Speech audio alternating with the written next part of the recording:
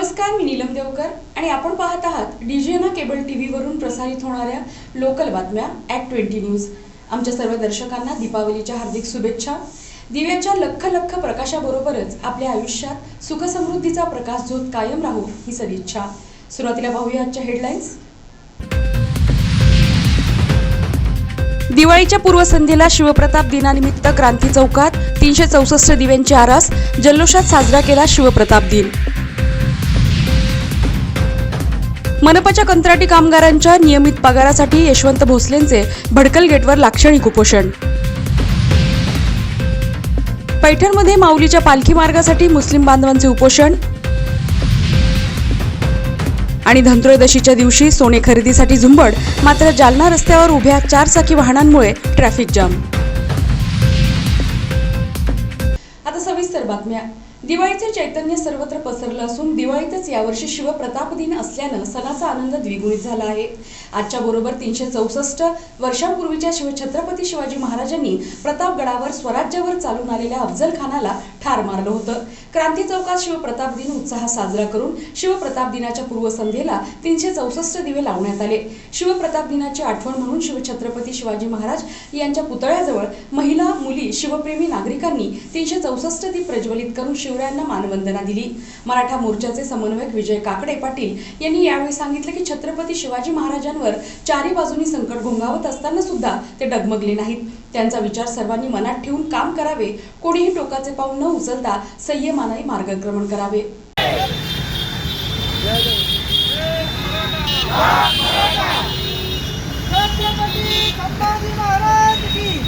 सर्वप्रथम सर्वांना शिवप्रताप दिनानिमित्त शुभेच्छा।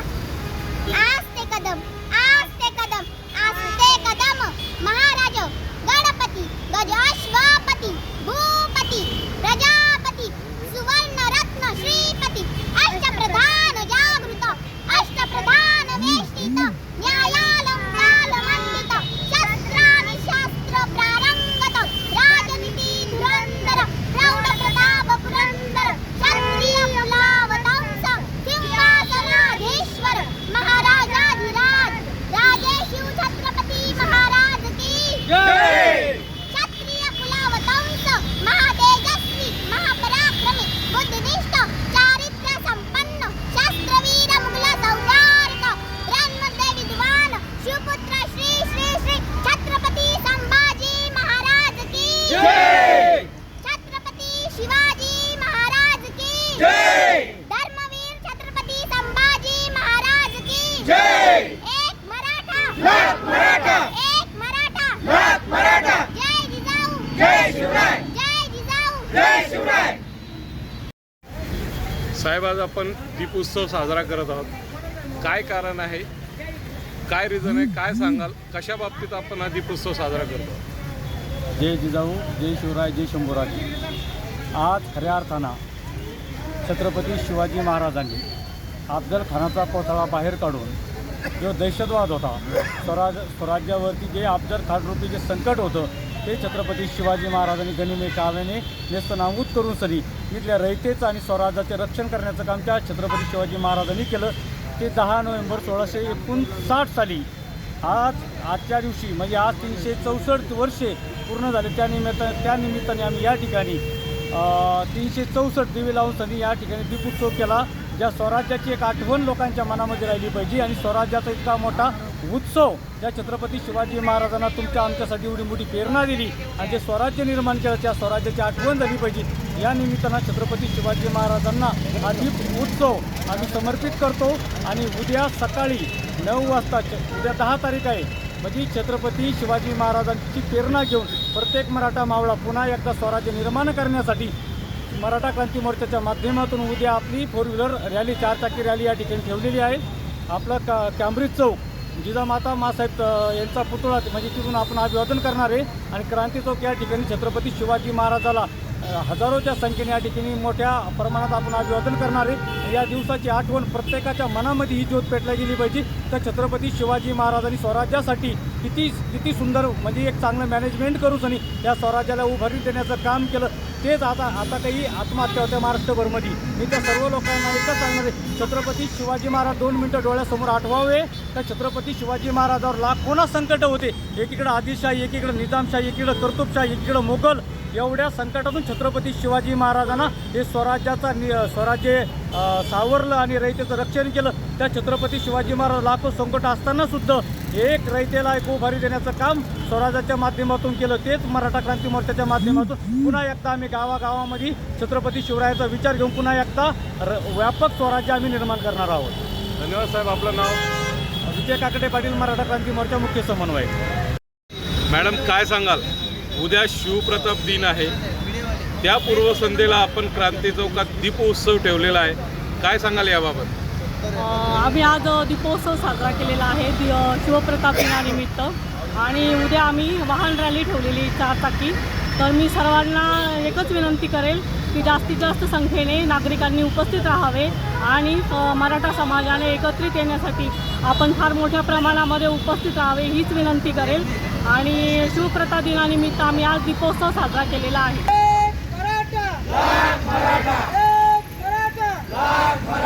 छत्रपती शिवाजी महाराज की जय. छत्रपती संभाजी महाराज की जय. मराठा. नरेंद्र पाटील तुम आगे बढ़ो, हम तुम्हारे साथ हैं. नरेंद्र पाटील तुम आगे बढ़ो, हम तुम्हारे साथ हैं. एकच मिशन मराठा आरक्षण. एकच मिशन मराठा आरक्षण. महानगरपालिकेच्या कंत्राटी कर्मचाऱ्यांसाठी राष्ट्रीय श्रमिक आघाडीचे नेते यशवंत भोसले यांनी विविध मागण्यांसाठी भडकलगेट येथे बेमुदत धरणे आंदोलन सुरू केलं आहे. महापालिका कंत्राटी कर्मचाऱ्यांची दिवाळी अंधारात असल्याने व त्यांना 2 महिने पगार मिळत नसल्याने प्रशासनाला थोडी तरी लाज वाटत असेल तर त्यांनी दिवाळी गोड करावी, नसता उद्यापासून प्राणांतिक उपोषणाला सुरुवात करणार आहोत असा इशाराही त्यांनी दिला. पगार दर महिन्याच्या 10 तारखेच्या आत झालाच पाहिजे. स्वराज्य संस्थेच्या दराने 22,000 रुपये कायदेशीर पगार देण्यात यावा. कर्मचाऱ्यांचा भविष्य निर्वाह निधी नियमित भरला गेला पाहिजे. यासह अनेक मागण्यांसाठी या बेमुदत धरणे आंदोलनाला सुरुवात करण्यात आली आहे. 1 सप्टेंबर 2023ला माननीय आयुक्त जी श्रीकांत साहेब यांनी आम्हाला शब्द दिलेला होता की आपल्याला कायदेशीर किमान वेतन दिलं जाईल. परंतु दुर्दैव असं आहे की 1 सप्टेंबर उलटून गेल्यानंतर 4-5 सप्टेंबरला आम्ही आयुक्त साहेबांना भेटायला गेलो.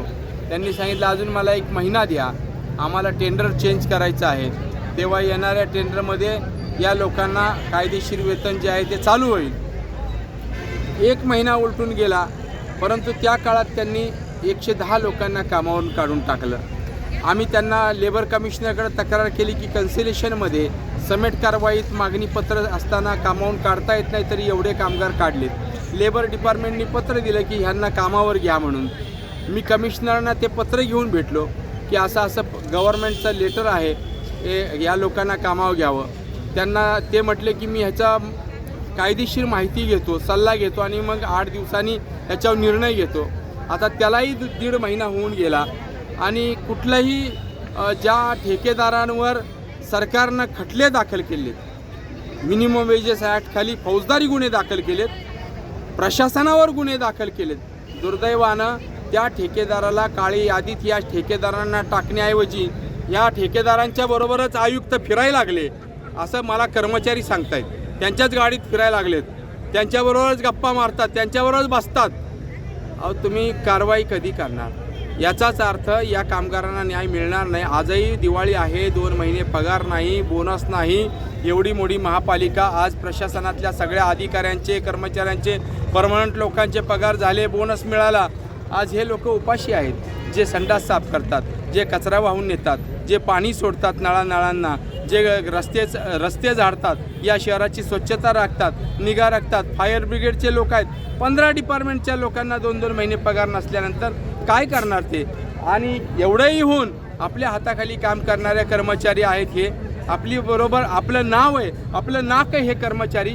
हे प्रशासनानं आणि आयुक्तांनी 4 महिन्यापूर्वी आपण ज्यावेळेस प्रशासकांची भेट घेतली होती त्यांनी तुम्हाला शब्द दिला होता. कर्मचाऱ्यांना तर वर्षानुवर्ष ते शब्द देतच आले, तो कधी पाळला गेला नाही. आपल्यालाही दिलेला शब्द पाळला गेला नाही. याबाबत काय सांगाल? काय वाटतं? त्या शब्द पाळला नाही म्हणजे एक तर गुन्हेगारी पहिली चालूच आहे, परत त्याच्यावरती एक कायद्याची इम्प्लिमेंट करावी यासाठी IAS ऑफिसर असतात। या शहराच्या प्रत्येक कायद्यातला भारतीय घटनेचा आदर राखला जावा, कायदे सुव्यवस्था पाळली जावी यासाठी IAS ऑफिसर असतात। परंतु 4 महिने झाले ते काही शब्द देऊनही पाळत नाहीत, म्हणून तर आजचं आंदोलन धरलं आहे, त्यांचं लक्ष वेधावं म्हणून हे धरणं आंदोलन आहे। जर 2 दिवसामध्ये त्यांनी काही कारवाई केली नाही, 110 लोक आज घेतली नाही आणि 22,000ची इम्प्लिमेंट केली नाही, पगारवाढ झाली नाही, तर मी को लेके घर पे बैठे वाले उनको क्या खिलाना। पहले तो हमारे जब तक हमारी हत्या चल रही थी जब तक हमने काम कर लिया, अभी हमारे दूसरी तरफ काम नहीं कर सकते, तो इसका मतलब क्या है? अभी हम क्या करें?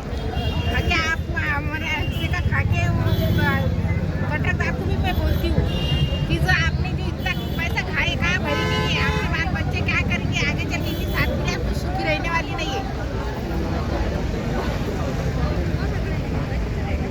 यावर्षी कर्णपुरा मैदानाबरोबरच शहरात 12 ठिकाणी फटाक्यांच्या स्टॉलसाठी जागा देण्यात आली असून लेबर कॉलनीतील जागेवर यावर्षीपासून फटाका मार्केट भरले आहे। फटाका असोसिएशनच्या माध्यमातून लेबर कॉलनी येथील मोकळ्या जागेवर 12 दुकानांना मनपा प्रशासनातर्फे परवानगी देण्यात आली असून येथे सुरक्षेची चोख व्यवस्था केलेली आहे। दिवाळी सणात फटाक्यांना चांगलेच महत्त्व असले तरी आता कमी आवाजाचे, कमी प्रदूषण करणारे फटाकेच विकावेत असा दंडक आहे। फटाका व्यापारी आपापला स्टॉल लावण्यात त्याचबरोबर ग्राहकांची प्रतीक्षा करण्यात व्यस्त आहेत।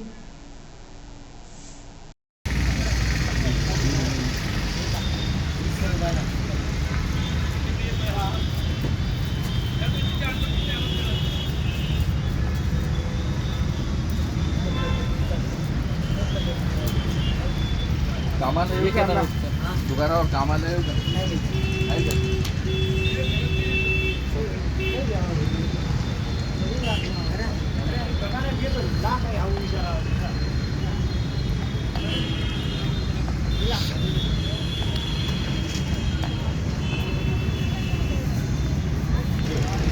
किती भाडं लागलं इथे? सुविधा जशा आपल्याला पहिले जिल्हा परिषद ग्राउंडला, त्याच्यानंतर RT ऑफिसच्या मैदानावर ज्या सुविधा भेटत होत्या त्या इथं भेटत आहेत का? आहे। इथे किती दुकानं आहेत? इथं सध्या 12 दुकान लागलेले आहे। आपल्याला असं वाटतं इथे बिझनेस होऊ शकतो, धंदा, ग्राहकांची इथे आपल्याला उपस्थिती राहील? हा, राहील। यावर्षी काही नवीन फटाका मार्केटला आलेला आहे। आपण बाम आलेला आहे, त्याच्यानंतर आपण बाम आहे, त्याच्यानंतर तुमचं 50, 60 हे असे आलेले आहे नवीन आयटम। यावर्षी फटाक्याच्या किमतीमध्ये काही वाढ झाली आहे का? नाही, काही वाढ झाली नाही, म्हणजे मागच्या वर्षीच्या आणि या किमतीमध्ये काहीच फरक नाही। काय आव्हान कराल ग्राहकांना? गिरायकाच्या याच्यावर अवलंबून आहे, गिरायक जे मागेल ते देऊ। धन्यवाद। आपलं नाव? माझं नाव देवीदास नारायणराव चौधरी। किती वर्षापासून या धंद्यात आहात? या वर्षी जवळ 50 वर्ष होत। धन्यवाद। पैठण येथील पत्रकार अब्दुल गनी बागवान यांचं विभागीय आयुक्त कार्यालयासमोर सर्वपक्षीय लाक्षणिक उपोषण सुरू झालं।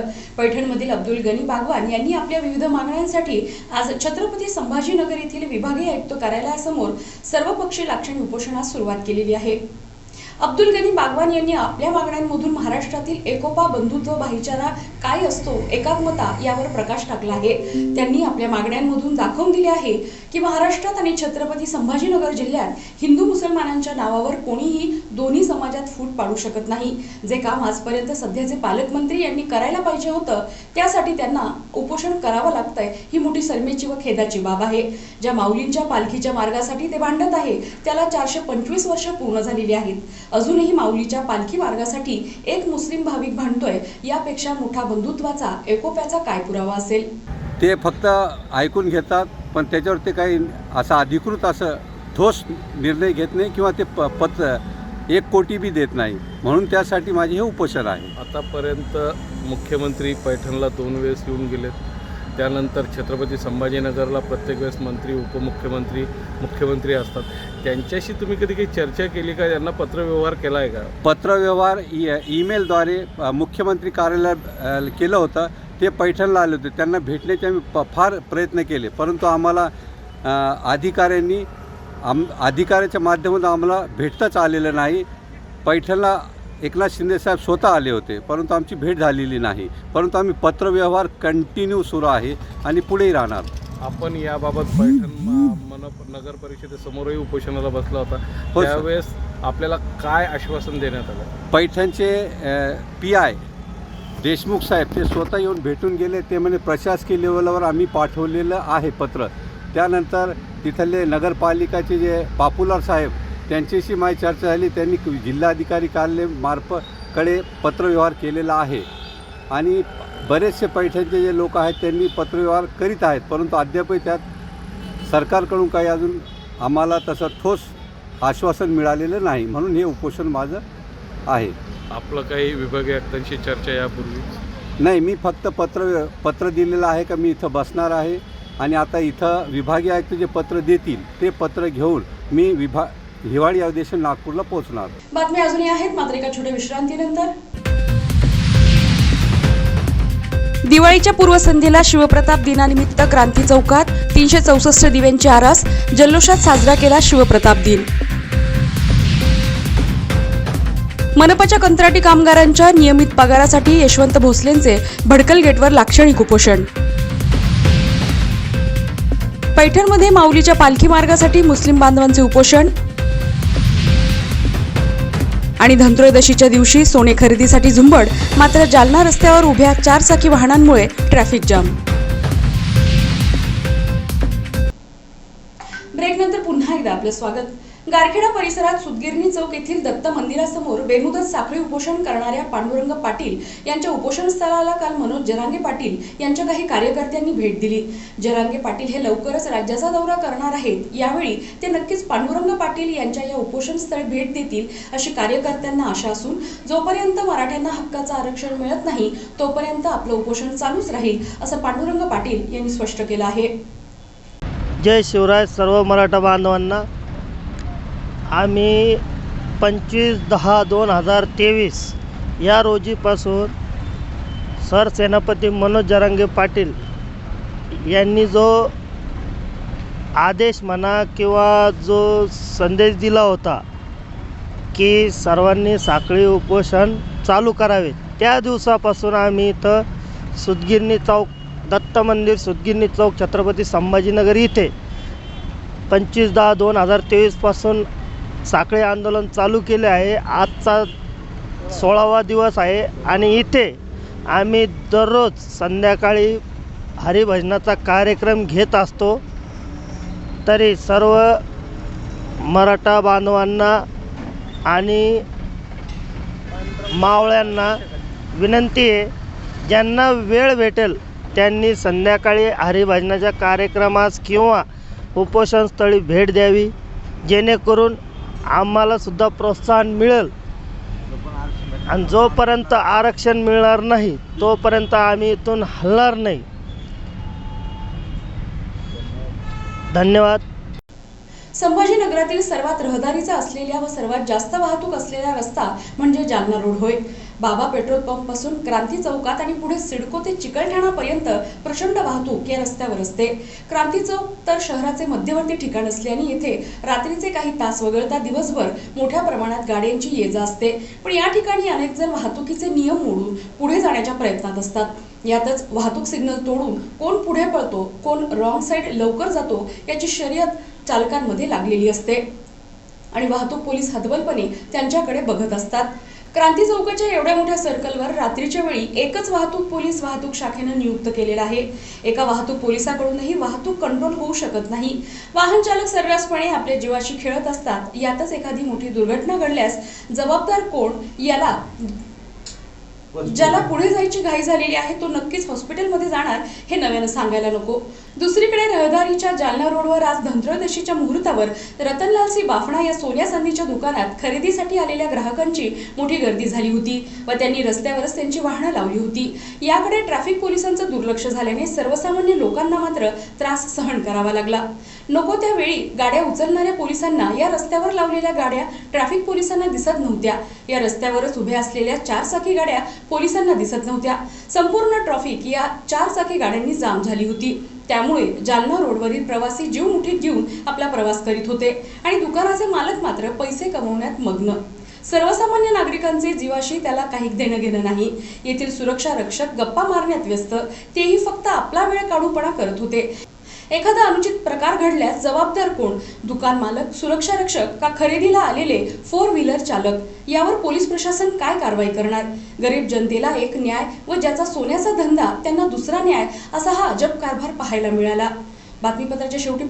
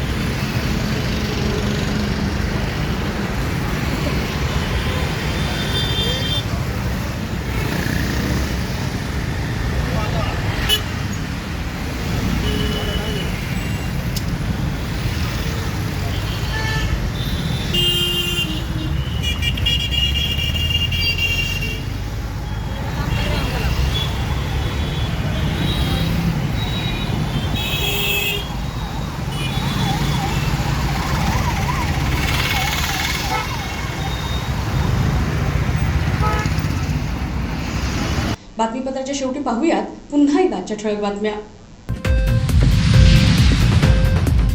दिवाळीच्या पूर्वसंध्येला शिवप्रताप दिनानिमित्त क्रांती चौकात 364 दिव्यांची आरास, जल्लोषात साजरा केला शिवप्रताप दिन.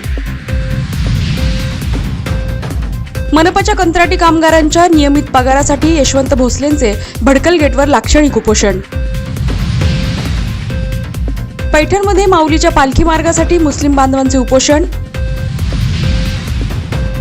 आणि धनत्रयोदशीच्या दिवशी सोने खरेदीसाठी झुंबड, मात्र जालना रस्त्यावर उभ्या 4 चाकी वाहनांमुळे ट्रॅफिक जाम. आणि याबरोबरच ॲक्ट 20 न्यूजचं हे बातमीपत्र इथेच संपलं. पुन्हा भेटूया पुढील बातमीपत्रात.